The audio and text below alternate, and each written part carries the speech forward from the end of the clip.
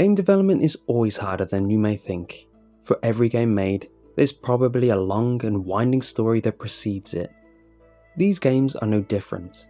These are all games that started off as other titles, before becoming what they are today. When Miyamoto was put in charge of designing a new arcade game for Nintendo, he wanted to make a game based on Popeye the Sailor. In particular, he was interested in the love triangle between Popeye, Olive Oyl and Bluto. However, Nintendo was unable to get the license to use Popeye characters. Instead of giving up, Miyamoto took his idea and replaced the characters with new ones, a carpenter rescuing his girlfriend from a giant gorilla. Popeye the Sailor turned into Donkey Kong, and spawned one of Nintendo's most beloved series. Glad Miyamoto didn't give up. In 1992, Sega published a game for the Genesis called Chacon The Forever Man. The story follows Chakan, a man who challenges death to gain immortality, but then is doomed to wander the universe until all evil is destroyed. Its extremely high difficulty has since gained it a cult following. Years later, word got out that a sequel was in development. Suddenly, information on it stopped. It was as if the project never existed. It wasn't until fans uncovered numerous similarities between the concept of Chakan 2 and Blood Omen 2 that they discovered what happened. The two games had similar themes, locations, and character designs, almost identical enemy designs, suspiciously similar story arcs. While it's never been officially confirmed, fans believe much of the work done on Chakan 2 was scrapped and used to make Blood Omen 2. After Street Fighter's success in 1987, Capcom began work on a sequel. As it was set to come out in 1989, its working title was Street Fighter 89. However, producer Yoshiki Okamoto came across the side-scrolling beat-em-up arcade game Double Dragon. While he liked the idea, he felt he could do better. The resulting game was nothing like the original Street Fighter, so Street Fighter 89 was renamed Final Fight. There have since been crossovers between the two games, including Final Fight protagonist Cody appearing as a playable character in Street Fighter Alpha 3. Interplay Productions once developed a sci-fi open-world RPG set in a post-apocalyptic world after a nuclear war. This game was called Wasteland and was published by Electronic Arts in 1988. After it was published, EA owned the rights to Wasteland, so they attempted to make a sequel of their own. Instead of allowing Interplay to make the sequel to their own game, EA used an entirely different development team. The resulting game was so disappointing to fans of Wasteland that, at the last minute, EA made it its own IP. Interplay later attempted to make their own direct sequel to Wasteland, but the project got cancelled. Twice. Rather than give up on their ideas, Interplay shifted gears. They turned the sequel into a spiritual successor completely their own. They decided to call it Fallout. Wasteland's DNA is very clear in the original Fallout, from its gameplay design to its setting and story. The developers also included references and homages to the first game. Ironically, Fallout ended up being much more popular than Wasteland and led to a new series. Wasteland didn't get its official sequel until 2014. In 1997, Capcom's Yoshiki Okamoto had an idea for a game called Sengoku Biohazard. It would be a Resident Evil game, but set in the Sengoku period of Japanese history. Characters would fight with swords and shuriken as they struggled to survive in a ninja house version of the Resident Evil mansion.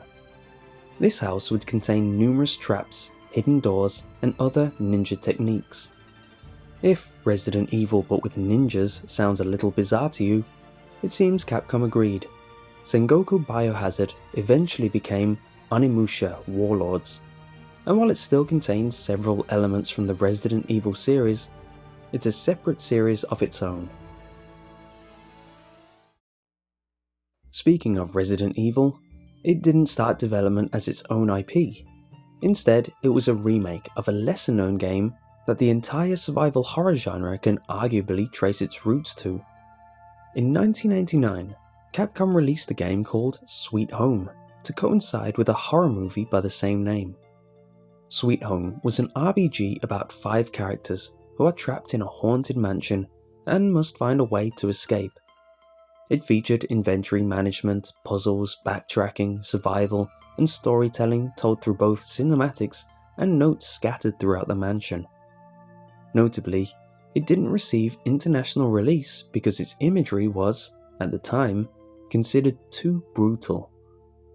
In 1993, Capcom began work on a remake of Sweet Home. At some point in development, however, it became a new IP. Resident Evil kept many elements of Sweet Home, not only the gameplay mechanics and storytelling, but also a mansion setting, death animations, multiple endings based on which characters survive, and even door loading screens. Elements of Sweet Home not used in the original Resident Evil were later used by Resident Evil 0. The sci-fi RPG Xenogears, released by Square in 1998, was almost part of the company's biggest RPG series instead. After Final Fantasy VI, Tetsuya Takahashi and Kaori Tanaka submitted a script idea for the next game in the series. Their superiors deemed it too dark and complicated for the series. Rather than shut it down, they gave them a chance to start a different project. They then planned to make the game a sequel to Chrono Trigger. However, numerous clashes with the company turned the Chrono Trigger sequel into its own IP. Finally, the lost project turned into Xenogears. With a legacy like that, it's no wonder Xenogears is such a beloved JRPG. For a really bizarre example of this phenomenon, let's talk about Super Mario Bros. 2 and Doki Doki Panic.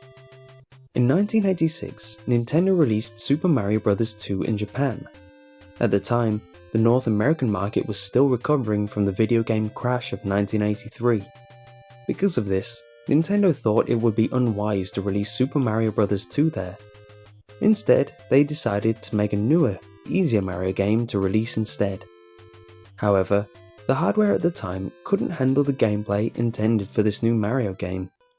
Development was halted, until Nintendo was asked to create a licensed game to promote Fuji Television's Yume Kojo event. They took the Mario prototype, added Yume Kojo characters, and expanded it into Doki Doki Panic. And then they returned to the original plan and converted Doki Doki Panic back into a Mario game for the Western market. So the next time someone says Super Mario Bros. 2 was originally Doki Doki Panic, just remember, Doki Doki Panic was originally Super Mario Bros. 2. Assassin's Creed is a successful and popular series, but the original game wasn't supposed to be a new IP at all, much less the start of a long-running franchise. Instead, it was meant to be the next game in the Ubisoft series Prince of Persia. When director Patrice Desilets began the follow-up to Prince of Persia: Sands of Time, he took a different approach from the other games in the series.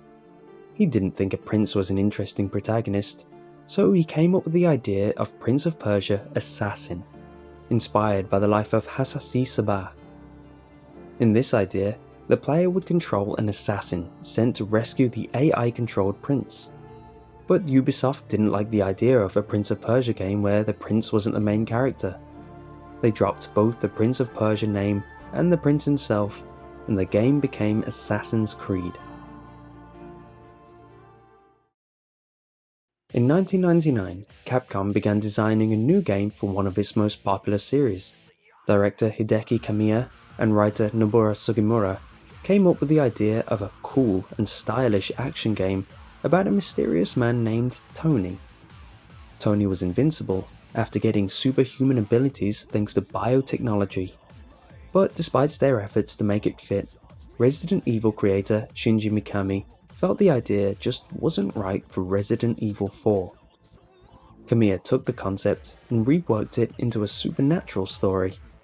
Some Resident Evil specific ideas, such as Tony's father being Oswald E. Spencer, were removed, but the characters largely remain the same, and of course Tony's name was changed to Dante.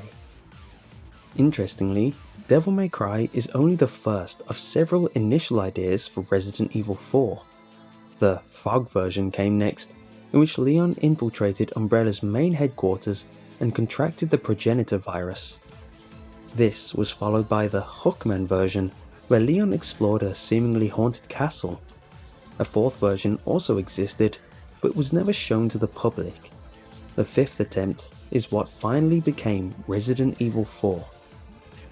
Devil May Cry underwent a drastic tonal shift from the Resident Evil series, becoming a fast-paced action game rather than a more serious horror title.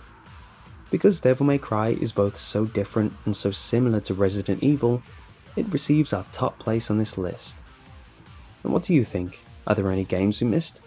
Let me know in the comments below, and if you enjoy the list, leave a like, and if you want to see more lists, click here for my top 10 horror games of 2016, or here for 5 Alolan Pokemon to keep away from your kids.